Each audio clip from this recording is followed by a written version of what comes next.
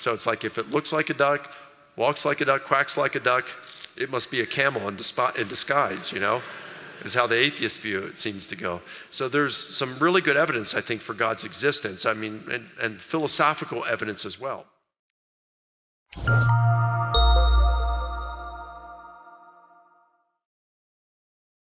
Mike, have you ever questioned if God is the creator of everything? And if so, where does evil fit into that? Did God create it? Yeah, I have doubted whether God's existence.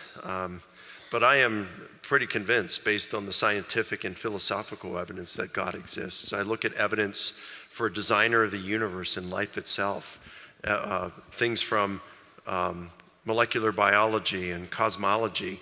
I mean, I could get into a lot of this stuff. It's really fascinating. One thing is, you look at the Big Bang, and it was discovered, or seemed to be confirmed in 1964 by a blanket.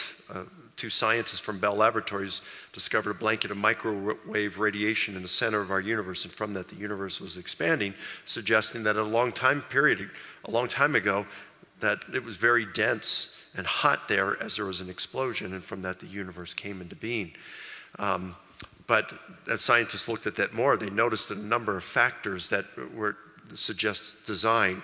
So they looked at the speed at which the universe was expanding, and they said, well, if it was expanding any faster, then galaxies could not have formed, and so you wouldn't have any chance of the star-planet relationship that we have with the sun and the earth, which is essential for life, and many other factors involved. If it were expanding any slower, then the gravitational pull would have caused the universe to stop expanding at some point, and it would collapse on itself in a big crunch, and that would have happened prior to the formation of stars.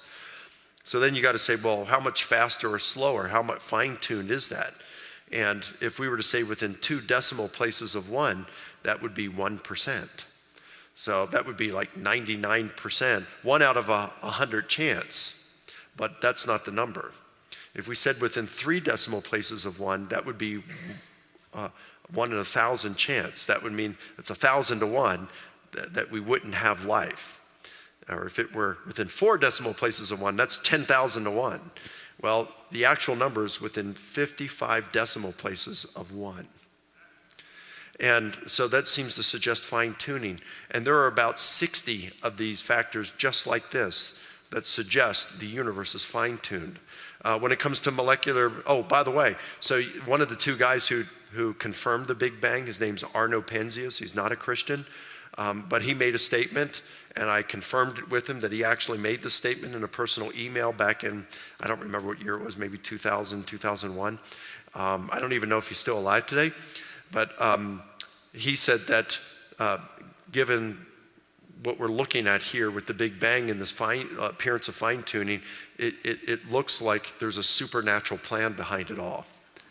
And then Francis Crick, an atheist molecular biologist who was one of the 2 biologists who discovered DNA.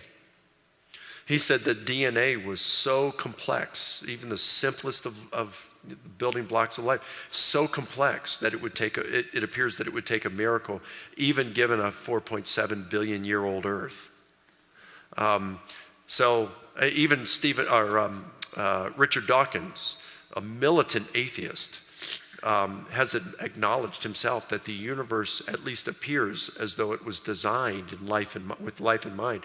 Now, these guys don't believe that God created, but they all admit that it really has the appearance of design. So it's like if it looks like a duck, walks like a duck, quacks like a duck, it must be a camel in disguise, is how the atheist view it seems to go. So there's some really good evidence, I think, for God's existence. I mean, and philosophical evidence as well.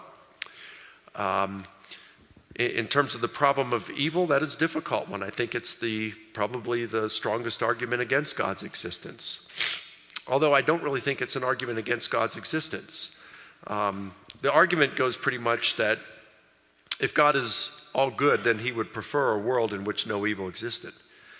If he was all powerful, he could create such a world. So then why do we have evil? Is it that he's not all good? or is it that he's not all powerful, or is it that he's neither? In either sense, we don't have an all good and all powerful God.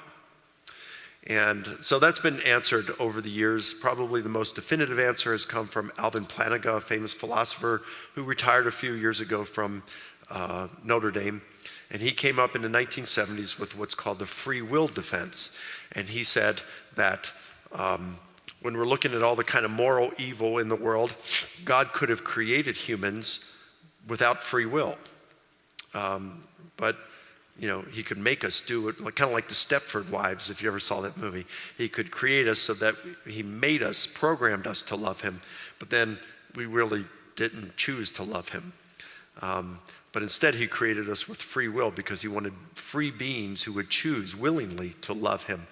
And in that case, when you have free beings, you cannot have a situation, a possible world in which all free beings choose to do right all of the time. And so to have a world in which no evil exists would be a logical impossibility, he would say. Now that has been come back by what some have called the Bambi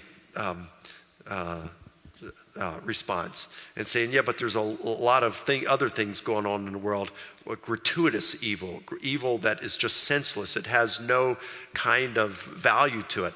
Like we can say that some pain, evil, and suffering God says that he will cause all things to work together for our good, meaning to bring about holiness in our lives if we allow him to work in that way. But there are some evils that don't seem to be able to do that. It's like lightning strikes in the forest and a tree falls over on a fawn, and when they discover it later, the charred body later on, they found that the fawn tried to chew off its leg to free itself from the burning tree, but couldn't do it and ended up dying a painful death. Well, there was no moral good that came about as a result of that. And so there are some possible situations in which there is gratuitous evil. And so there's all these kinds of things that go back and forth, but at the very, and people who specialize in this, like Jeremy Evans and David Wood and some others, they've got answers to these kinds of things. But at the very worst, all it would just simply mean is either God was not all powerful or he was not all good. It would call into question the character of God. It doesn't call into question God's existence. But people who have focused on this have come up with plausible explanations for the kind of evil, pain, and suffering that we see in our world today.